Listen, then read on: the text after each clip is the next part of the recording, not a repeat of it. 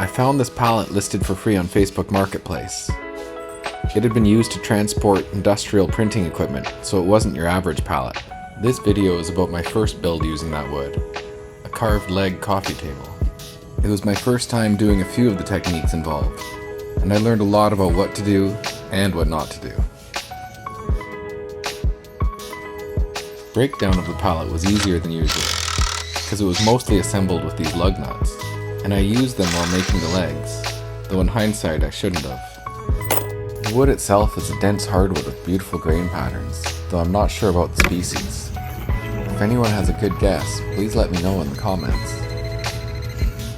When working with pallet wood, I always use a metal detector to check for staples or nails I might have missed. There's some pretty good cheap ones out there, and it's a lot better than replacing blades.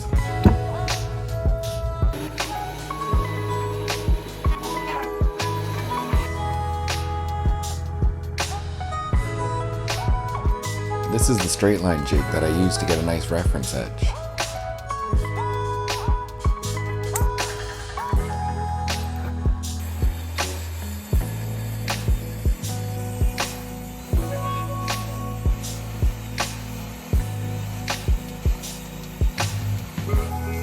Then I use this reference edge against the fence to cut the other side.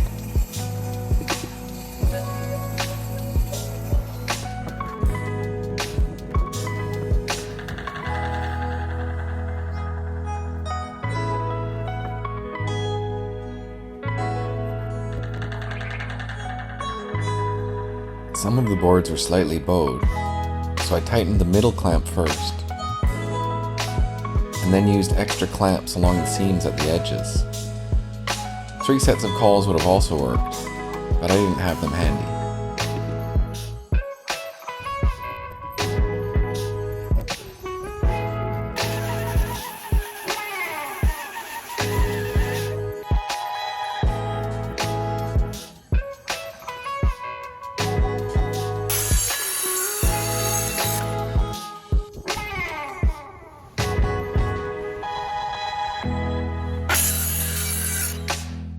Tabletop flat and smooth and squared up, it was time to start work on the legs.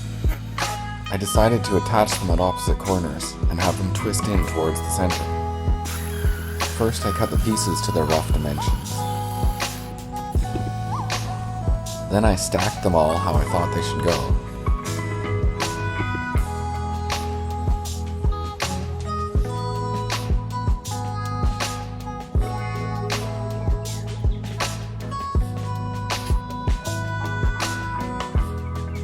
And then I traced them all and numbered them, so I'd know exactly where to put them in the glue up.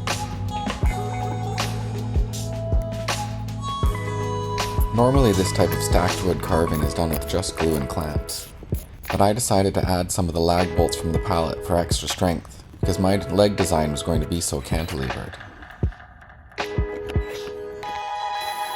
I tried to place the bolts well inside of where I thought I'd be carving, but I ended up hitting one later, and I don't think I would do this technique again.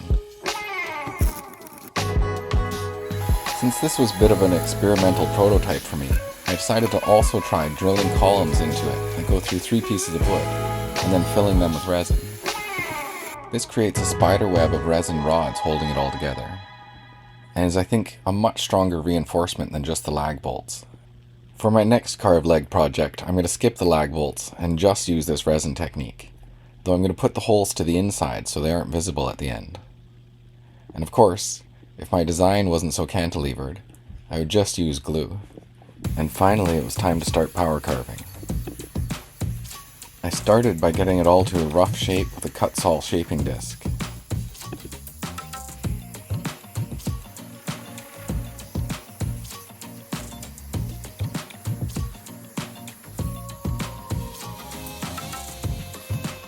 I definitely recommend goggles instead of just safety glasses.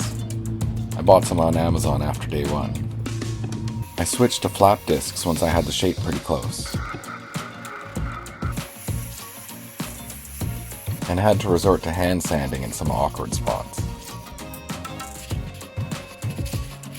Then I sanded everything to 220 grit, primarily using the orbital sander, and I put a slight round over on the bottom of the tabletop. and gave a larger chamfer to the top.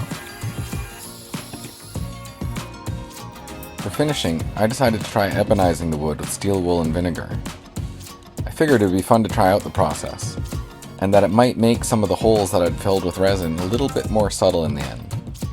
To do this, you dissolve fine steel wool in vinegar, which takes a few days, and this solution turns black when it reacts with the tannin in the wood. But not all types of wood have enough tannin in them, so I've seen it recommended that you soak the wood first in some kind of a tea that has a high tannin content. Quebracho bark is supposed to be the best for this, but I used regular Tetley black tea. First I soaked the whole thing with the black tea. Then I applied the steel and vinegar solution.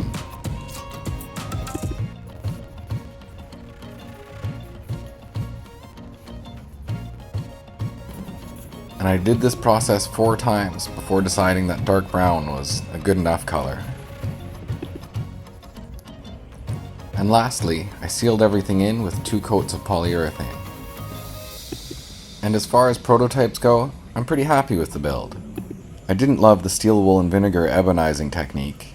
By adding so much moisture and drying it over and over again, some micro cracks formed, and different parts of the wood absorbed different amounts of the liquid, so it was darker in some areas, primarily anywhere there was end grain.